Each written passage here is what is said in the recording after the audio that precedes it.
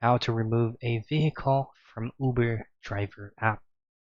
So basically, directly from Uber application that you got from Google Play Store or wherever you have downloaded it, fortunately you won't be able to manage or remove any vehicles directly from the application.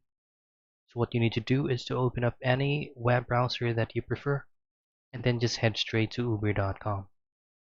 And here, before you log into your account, you just have to go ahead and head out straight to the Help tab right here. And once you're here, just go to Driving and Delivering. Now go to Account and App.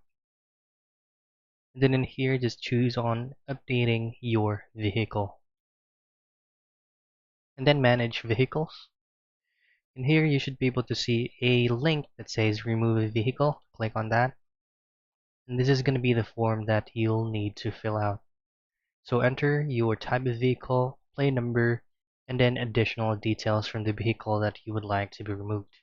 You also need to input your email address associated with your Uber driver account so that the customer support will be the ones to get in touch to you. That's pretty much it. It's how you remove a vehicle from Uber driver app.